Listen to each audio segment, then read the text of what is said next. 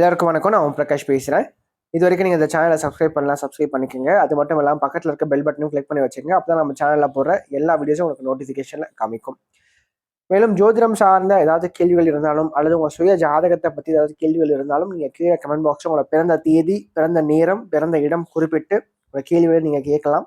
கண்டிப்பாக எல்லோருடைய கமெண்ட்ஸுக்கும் முடிஞ்ச வரைக்கும் நான் ரிப்ளை பண்ணுறேங்க. சரிங்களா? அதே மாதிரி இந்த வீடியோ உங்களுக்கு பிடிச்சிருக்கின்ற பட்சத்தில் ஒரு லைக்கும் போட்டு விடுங்க. நான் நிறைய லைக்ஸ் வர தான் இன்னும் மேற்கொண்டு வீடியோஸ் நிறைய போடணுன்ற ஒரு தூண்டுதல் எனக்கும் வரும். சரிங்களா? முடிஞ்சிருக்கும் இந்த வீடியோ பார்க்குறவங்க ஒரு லைக்கை போட்டுட்டு கமெண்ட்டை போட்டுட்டு உங்களோட வீடியோ நீங்கள் பார்க்க ஆரம்பிங்க. சரி, வாங்க இப்போ வீடியோக்குள்ளே போகலாம். இந்த நம்ம என்ன பார்க்க போகிறோம் அப்படின்னா, கன்னியா ராசி அஸ்தம் நட்சத்திரத்தில் பிறந்தவங்களுக்கு 2025ஆம் ஆண்டு மே மாத ராசி பலன்களை பற்றி நம்ம தெளிவாக பார்க்க போகிறோம். இந்த மே மாதம் எத்தகைய மாற்றங்கள் தரப்போது, இதெல்லாம் சாதகமான அமைப்புல இருக்கு. அது மட்டும் இல்லாம 2 கிரகங்கள் வலுவான ஒரு தன்மையில நன்மை செய்ய கடமைப்பட்டிருக்கு. அது என்ன ஏதுன்னு சொல்லிட்டு தெளிவா பார்க்கலாம் வாங்க. கன்னியாராசியுடைய அதிபதி யாருன்னு பார்த்தீங்கன்னா புதன். கன்னியாராசியில அஸ்த நட்சத்திரம் 2வது நட்சத்திரமா வரும். அதோட அதிபதி யாருன்னு பார்த்தீங்கன்னா சந்திரன். சரிங்களா? இதுல அஷ்டத்துல பிறந்தவங்களுக்கு இந்த காலகட்டங்கள் எப்படி இருக்கு? அதாவது ராசிக்கு 7ஆம் இடத்துல உச்சம் பெற்ற சுக்கிரனோட சனி சேர்ந்திருக்கார். இந்த மாதத்திய முதல் பகுதியை பொறுத்த வரைக்கும் உங்களுக்கு சுமார் அப்படின்னு நான் சொல்லுவேங்க. சரிங்களா? காரணம், ராசிக்கு 7ஆம் இடத்துல சனியும் சுக்கிரனும் ராகுவும் சேர்ந்திருப்பாங்க. அதே மாதிரி ராசிக்கு 8ஆம் இடத்துல சூரியனும் புதனும் சேர்ந்திருப்பாங்க. இந்த இடத்துல 8ஆம் இடத்துல சூரியன் உச்சம். பொதுவாக கன்னி லக்னத்துல பிறந்தவங்களுக்கு 8ஆம் இடத்துல சூரியன் வந்து உச்சமாக கூடாதுங்க. கன்னியா ராசியில பிறந்தவங்களுக்கு அது பொருந்தும். அதே மாதிரி ராசிக்கு 7ஆம் இடத்துல களத்திரஸ்தானத்துல ராகு சனி சுக்கரனுடைய ஆதிக்கங்கள் இருக்கிறதும் அந்த அளவுக்கு சிறப்பு கிடையாது. குறிப்பா இந்த மாதத்திய முதல் பகுதியை பொறுத்த வரைக்கும் சரிங்க, கடந்த காலங்களையும் சரிங்க, அந்த கன்னியா ராசியில பிறந்தவங்க குடும்ப வாழ்க்கை அந்த அளவுக்கு சிறப்பா இல்லை அப்படின்னு தான் சொல்லுவாங்க. குடும்பத்துல சின்ன சின்ன கருத்து வேறுபாடுகள் சார்ந்த விஷயங்கள், கணவன் மனைவிக்குள்ள அந்த ஒற்றுமை குறைகின்ற சில விஷயங்கள், இதெல்லாம் கண்டிப்பாக நடந்திருக்கும். அதே மாதிரி நண்பர்களால சில ஏமாற்றங்களையும் கொஞ்சம் பார்த்துருப்பீங்க வாழ்க்கையில் அப்படின்னு சொல்லலாம். அது மட்டும் இல்லாம வேற்றுமொழி வேற்று மதம் சார்ந்த நபர்களாலையும் சில சாதகமற்ற தன்மைகளை அனுபவிச்சிருப்பீங்க அப்படின்னு சொல்லலாம். அது மட்டும் இல்லாம ராசிக்கு 8ஆம் இடத்துல சூரியன் உச்சமா இருக்கிறது அந்த அளவுக்கு சிறப்பு இல்லை. ஒரு சிலருக்கு ஆரோக்கியம் சார்ந்த வழியில பிரச்சனையும் கொடுத்துருக்கு. ராசி அதிபதி 8ல மறைஞ்சு அட்டம ஸ்தானத்துல உட்கார்ந்து இருக்கிறது சிறப்பு கிடையாதுங்க. ஸோ இப்போ ஆரோக்கியம் சம்பந்தப்பட்ட வழியில சில செலவுகளையும் மருத்துவ விவரங்களையும் கொஞ்சம் கொடுத்துருக்கோம். அது மட்டும் இல்லாம கடந்த காலங்களில் பார்த்தீங்கன்னா நிறைய கன்னியாராசிகள் கடன் பட்டிருப்பீங்க, நிறைய கடன் சார்ந்த பிரச்சனைகளை சிக்கியிருப்பீங்க, இப்பயும் இருப்பீங்க நிறைய பேர். பொருளாதார ரீதியாக சில நெருக்கடிகள் சார்ந்த விஷயங்கள் கண்டிப்பாக இருந்திருக்கும். சரிங்களா? எவ்வளவுதான் சம்பாதித்தாலும் இன்னொரு பக்கம் வந்து பணம் வந்து விரயமாகி கொண்டிருக்க தன்மைகள் கண்டிப்பாக இருந்திருக்கும். ஸோ இத்தகைய வழியில சில கஷ்டங்களை கடந்த காலங்களில் நீங்க பார்த்திருப்பீங்க. அதே மாதிரி அதனுடைய தொடர்ச்சியாக இந்த மே மாதத்துடைய முதல் பகுதியும் இருக்கும். சரிங்களா? ஆனா 2வது பகுதியில இருந்து ராசிக்கு 6ஆம் இடத்துக்கு ராகு வராருங்க. ராசிக்கு 10ஆம் இடத்துக்கு குரு பகவான் வரப்போறாரு. அதே மாதிரி ராசிக்கு பாக்கியஸ்தானத்துக்கு சூரியனும் புதனும் சஞ்சரிக்க போறாங்க. சரிங்களா? இதுல வந்து சனி சுக்கரனுடைய ஆதிக்கங்கள் இந்த மாதம் முழுக்கவே இருக்கு ராசிக்கு 7ஆம் இடத்துல. அப்ப இந்த காலகட்டத்தை பொறுத்த வரைக்கும் திருமணம் சார்ந்த முயற்சிகள், அதாவது இன்டர் காஸ்ட் இன்டர் ரிலிஜியன் சம்பந்தப்பட்ட திருமணம், காதல் திருமணம் சார்ந்த முயற்சிகள் வெற்றியை கொடுக்கும். சரிங்களா? ஸோ இப்போ காதல் வாழ்க்கை சின்ன சின்ன கருத்து வேறுபாடு சார்ந்த விஷயம் இருந்தாலும் கண்டிப்பாக சரியாகும் அப்படின்னே சொல்லலாம். ஆனா திருமணமானவங்களுக்கு வந்து பார்த்தீங்கன்னா இந்த காலகட்டங்கள்ல ராசிக்கு 2ஆம் இடத்தை குரு பகவான் பார்க்கிறார், 4ஆம் இடத்தையும் குரு பகவான் பார்க்கிறார். ஸோ வாழ்க்கை துணையார் சார்ந்த வழியில சில நன்மையான விஷயங்கள், வாழ்க்கை துணையாரால் ஒரு பொருளாதார ரீதியாக சின்ன ஒரு முன்னேற்றம் ஏற்படுறது, ஸோ அது சார்ந்த விஷயங்கள் கண்டிப்பாக நடக்கும் 2வது பகுதியில.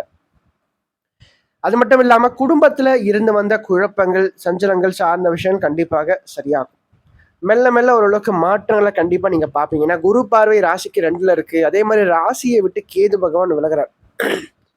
கேது ராசியை விட்டு போறதே ஒரு மிகப்பெரிய ஒரு பலம் உங்களை பொறுத்த வரைக்கும். சரிங்களா? ஒரு நல்ல செய்தி அப்படின்னு எடுத்துக்கலாம். மே மாதம் 18 ராகு கேது பயிற்சி, மே மாதம் 15ஆம் தேதி வந்து பார்த்தீங்கன்னா குரு பயிற்சி. ஸோ ரெண்டுமே வந்து கிட்ட கிட்ட நடக்குது எல்லாமே.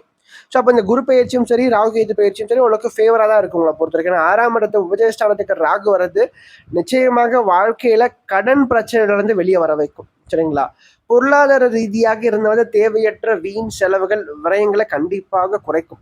அதே மாதிரி நான் திரும்பவும் சொல்றதுன்னா, கன்னியா ராசிக்காரங்க நீங்க சீக்கிரமா கடனை வந்து அடைக்கணும், சீக்கிரமா இந்த தேவையற்ற பண விரயங்கள் செலவுகள்ல இருந்து நீங்க வெளியே வரணும், ஆரோக்கியம் சீக்கிரமா சரியாகணுன்ற பட்சத்துல விநாயகர் வழிபாடு அதிகமா மேற்கொள்ளுங்க. ஏன்னா 12ஆம் இடத்துல கேது இருக்கார். சரிங்களா? ஒரு தொடக்கம் லக்னமா இருந்தா முடிவு 12ஆம் இடம். சரிங்களா? அப்போ 12ஆம் இடத்துல கேது இருக்கனால ஒரு பிரச்சனை இருக்குன்னா, அந்த பிரச்சனையுடைய தீர்வானது அங்கதான் இருக்கு. அப்போ நீங்க வந்து இந்த டைம்ல வந்து கேது 12ஆம் இடத்துல இருக்கறனால விநாயகர் வழிபாட நீங்க அதிகமா மேற்கொள்ளும்போது, நிச்சயமாக உங்களோட வாழ்க்கையில இருக்கக்கூடிய கடன் சார்ந்த பிரச்சனையிலிருந்து வெளியே வரதுக்கான ஒரு வழி கண்டிப்பாக பிறக்கும். ஆரோக்கியம் சம்பந்தப்பட்ட பிரச்சனைகள் கண்டிப்பாக மெல்ல மெல்ல சரியாகும். ஏன்னா 1½ வருஷம் ராகுவும் சரி, கேதுவும் சரி 12ஆம் இடத்துல இருக்க போறாங்க. ஸோ இந்த காலகட்டங்கள்ல கண்டிப்பாக ஒரு திருப்புமுனை உறுதியாக ஏற்படும் அப்படின்னே சொல்லலாம். உங்களோட வாழ்க்கையை பொறுத்த வரைக்கும் நீங்க விநாயகர் வழிபாடு அதிகமா மேற்கொள்ள. 2வது, ராசிக்கு 4ஆம் இடத்தை குரு பகவான் பார்க்கறதுனால இந்த காலகட்டத்தை பொறுத்த வரைக்கும் பார்த்தீங்கன்னா, வண்டி வாகனம் வாங்குறதுக்கான முயற்சிகள் தாராளமா நீங்க மேற்கொள்ளலாம். வெற்றியை கொடுக்கும். 2வது, படிப்பு சம்பந்தப்பட்ட விஷயத்துக்காக ஏதாச்சும் புதிதாக காரியங்களை நீங்க ஈடுபடுறதும் வெற்றியை கொடுக்கும். அதே மாதிரி வீடு கட்டுறது அல்லது வீடு வாங்குறதுக்கான சில முயற்சிகளுக்கான நீங்க ஒரு ஸ்டெப்பை நீங்க எடுத்து வைக்கிறதும் உங்களுக்கு சாதகமா உங்களுக்கு அமைந்து முடியும் அப்படின்னே சொல்லலாம். அது மட்டும் இல்லாம 7ஆம் இடத்துல சனியும் சுக்கிரனும் சேர்க்கப்பட்டிருக்காங்க. பாக்கியாதிபதி 7ஆம் இடத்துல உச்சமா இருக்கிறதுனால உங்களுக்கு சிறப்பு தான். சரிங்களா? சனியும் சுக்கிரனும் சேர்றது சிறப்பு தான். ஆனா எதிர்பாலம் சம்பந்தப்பட்ட நபர்கள் கிட்ட கொஞ்சம் கவனமா நீங்க இருந்துக்கணும். ஆண்களா இருந்தா பெண்கள் கிட்டயும், பெண்களா இருந்தா ஆண்கள் சார்ந்த விஷயத்துல கொஞ்சம் கவனமா இருந்துக்கணும். ஏன்னா தேவையற்ற அவப்பெயர்ல போய் மாற்றத்துக்கான வாய்ப்புகளும் இருக்கு. ஸோ அதுக்காக நான் அழுத்தி திருத்தமா சொல்றேன். 2வது, இந்த டைம்ல பார்த்தீங்கன்னா தந்தையினுடைய ஆரோக்கியத்துல கொஞ்சம் அக்கறை எடுத்துக்கணும். தந்தைக்கும் உங்களுக்கும் இடையேயான அந்த உறவு நிலையில சற்று விரிசல்கள் ஏற்படுறதுக்கு கொஞ்சம் வாய்ப்புகள் இருக்கு. சரிங்களா? அதையும் கொஞ்சம் நீங்க பார்த்துக்கிட்டா இன்னும் சிறப்பா இருக்கும் உங்களோட வாழ்க்கையை பொறுத்தவரைக்கும் அப்படின்னு சொல்லலாம். மொத்தத்துல இந்த காலகட்டம் எப்படி இருக்கு அப்படின்னா, இந்த டைம்ல பாத்தீங்கன்னா சூரியன் 2வது பகுதியில வலுவா இருக்கார். அதே மாதிரி சுக்கிரனும் வலுவா இருக்கார். ஸோ கண்டிப்பாக நல்ல மாற்றங்கள் கண்டிப்பாக வாழ்க்கையில காத்துட்டு இருக்கு. அது மட்டும் இல்லாம புத்தி கூர்மை அதிகரிக்கும் 2வது பகுதியில. உங்க மேல உங்களுக்கு நம்பிக்கை வரும். சரிங்களா? எந்த ஒரு சூழ்நிலையும் சமாளிக்கின்ற ஒரு திறமை, ஒரு கெப்பாசிட்டி கண்டிப்பா இந்த மாற்று 2வது பகுதியில உங்களுக்கு வந்து கிடைக்கும். அதனால கண்டிப்பாக வாழ்க்கையில நீங்க ஜெயிச்சும் காமிப்பீங்க. மேலும் இந்த வீடியோ உங்களுக்கு பிடிச்சிருந்தா லைக் பண்ணுங்க. பிடிக்கலன்னா நீங்க தாராளமா நீங்க டிஸ்லைக்கும் பண்ணலாம். சரிங்களா? அதே மாதிரி இந்த வீடியோ பத்தின ஏதாவது கேள்விகள் எதுவா இருந்தாலும் நீங்க கமெண்ட் பாக்ஸ்ல கமெண்ட் பண்ணலாம். அது நல்ல விஷயமா இருந்தாலும் சரி, கெட்ட விஷயமா இருந்தாலும் சரி, உங்களோட தோன்ற விஷயங்கள் நீங்க கமெண்ட் பாக்ஸ்ல கமெண்ட் பண்ணுங்க. அது சரியா இருந்தா இன்னும் எனக்கு பூஸ்டப்பா இருக்கும். அது தவறான ஒரு இதுவா இருந்தா நான் அதை திருத்திக்கிறேன். சரிங்களா? நன்றி, வணக்கம்.